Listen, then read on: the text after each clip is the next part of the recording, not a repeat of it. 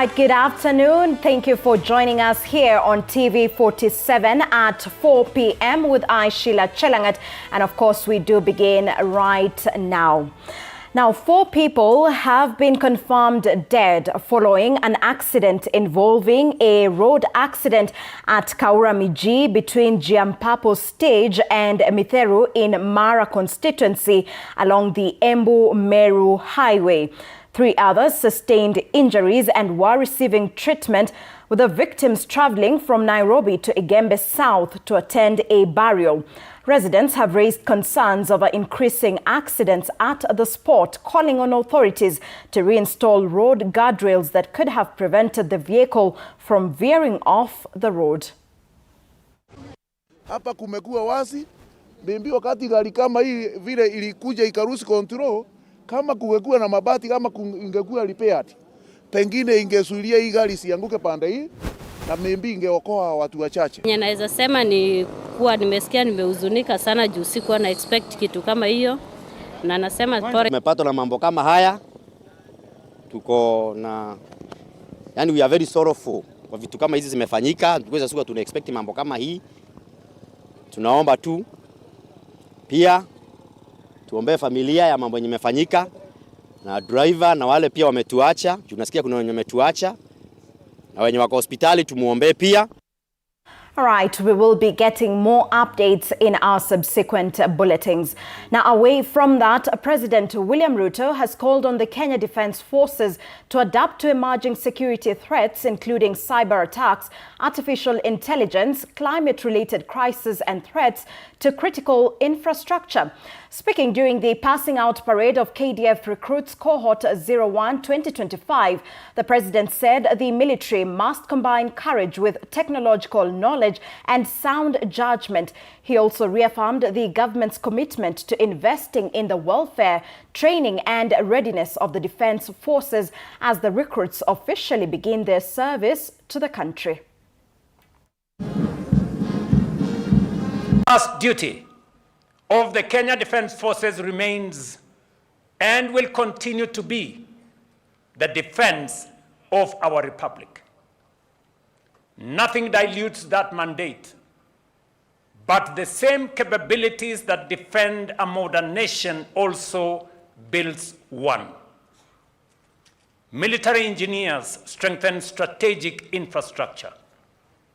Military logistics move people, equipment, and relief supplies when civilian systems are overwhelmed.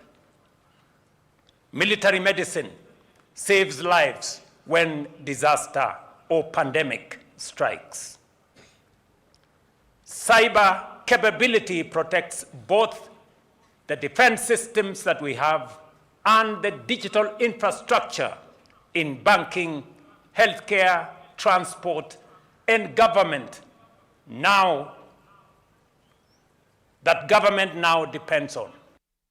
Right, and to matters politics, Nyandarua Senator John Methu has challenged President William Ruto's administration to provide a detailed scorecard of its performance since taking office in 2022. Speaking at the DCP party headquarters, flanked by a section of MPs, Methu dismissed the government's attempts to counter former Deputy President Rigathi Gachagua as lacking substantive answers to the questions Kenyans want addressed. The government is scared of the truth of its own people and reality. They have responded to illusions, personalities, and fear. They are confused and have run out of ideas. We have many questions to ask our fellow parliamentarians, but we will repeat ourselves to only one. Why can't you prepare a comprehensive rebuttal to the people of Kenya on the 4 years accountability statement presented by His Excellency Rigathi Gachagua? Don't tell us about His Excellency Rigathi Gachagua. Tell Kenyans about William Ruto's 4-year presidency. To the government mandarins, which substantive claims in the 40-page address are false? Provide evidence. Let us remind you the questions that the people of Kenya are asking. On the cost of living, are ordinary Kenyans better off today than they were in September 2022? The discussion of Mr. Ruto at 4 is not a Rigathi versus Ruto's MPs. This is a government being asked to account to the people of Kenya for his 4 years in office. It is a question of 55 million Kenyans versus one man who has decided to single-handedly sink our nation. Now, police in Isiolo have arrested a suspected robber and recovered an M16 rifle, 1 magazine and 5 rounds of ammunition, assorted illicit drugs and more than 1,000 liters of illicit brew during a multi-agency security operation in Isiolo town. Isiolo County Police Commander Isaac Sang said the suspect, identified as Alois Lochuchum, is being investigated over a series of murders allegedly committed in different parts of the county. Sang said the firearm recovered from the suspect is believed to have been used in the killing of 4 people, including recently slain Isiolo businesswoman Angelina Kanani Lishira, who was shot dead in Isiolo town. Other cases under investigations include the killing of Gatobu Maingi, a deputy principal at Leparu Secondary School in February 2026, Farmer Patrick Nyaga, and a young man popularly known as Muteithia from Kambiaju on the outskirts of Isiolo town. Isiolo County Directorate of Criminal Investigations Officer Dennis Wekesa said this suspect, while being interrogated, led detectives to the location where the firearm had been hidden. Lazima tuangalie watoto wetu kwa sababu hizi tulinasa kwa mtoto ya shule. Ndiye alikuwa nazo hizi, hata alikuwa anataka kuumiza ofisa wetu, lakini tuliweza ku neutralize. Ningependa kusia kwamba kuna silaha hapa ambaye ni hatari. Hii punduki tumeitafuta kwa miaka mingi sana. Hii ni punduki ni aina ya M16. Na hii punduki imehusishwa kesi mingi. Tumeweza kuwa tukifuata hawa suspects ambao tuko nao.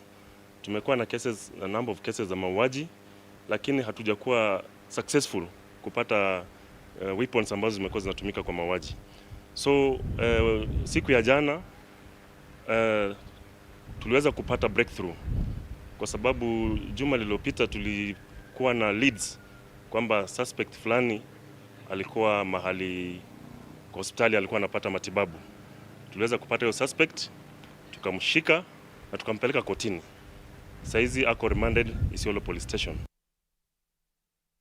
Right, moving on from that, Agriculture CS Mutahi Kagwe says Kenya will remain food secure despite drought and unpredictable weather patterns. Speaking in Trans Nzoia, Kagwe said maize production is expected to decline, with the government planning imports from the Comesa region to bridge the shortfall. He estimated 25 to 30% of the maize seed crop would be lost, but said stocks remain sufficient for the next planting season. Kagwe also cited contingency plans for agriculture and livestock amid changing weather patterns. Nonetheless, we are still going to lose only about 25 to 30% of the seeds that we have, and we have got sufficient stocks. And thank you very much. I want you to know that it is not just I who appreciate what I'm saying. Kenya generally appreciates. We are walking into a difficult situation with the drought, but and for me to come here and see that at least the seed we have, then that makes my heart a bit more comfortable. Now I can deal with the food. And still on matters food security, young people in Nakuru County have been strongly urged to embrace agroecology as a profitable pathway to secure food systems and combat unemployment. The call was made in a specialized training session hosted at the Slow Food Academy in Nakuru. The event brought together more than 50 young people to mark International Youth Day. Now, the intensive workshop equipped participants with essential knowledge on the value of eco-friendly farming, agroforestry, and sustainable food production.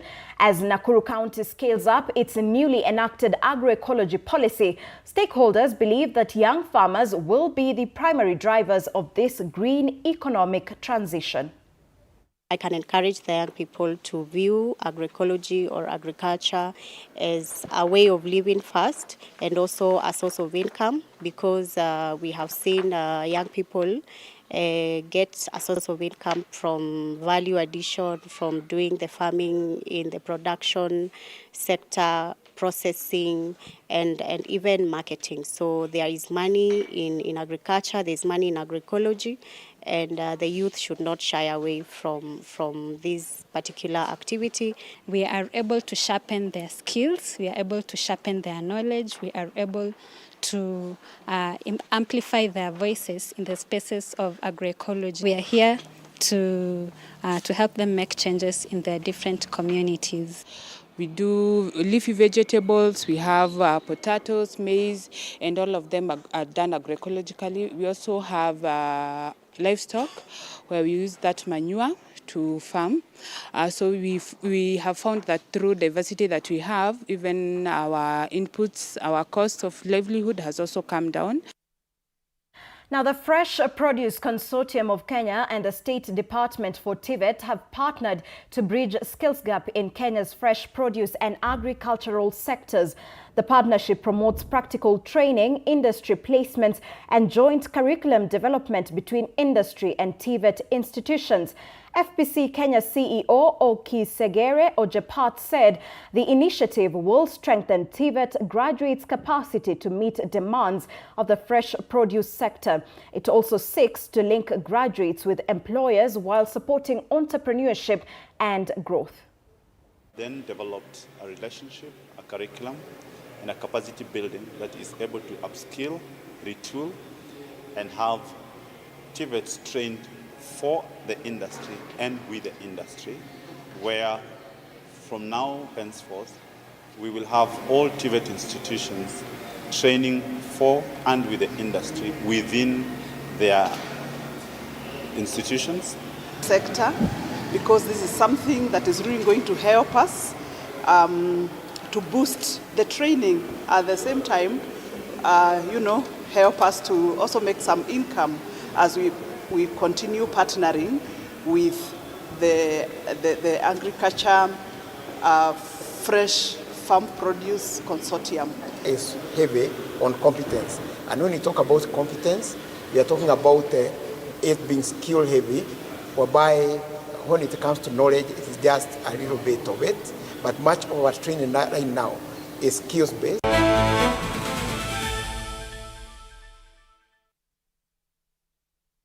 Now, in the world of sports, the Kenya Simbas have received a timely boost after securing a 2.5 million sponsorship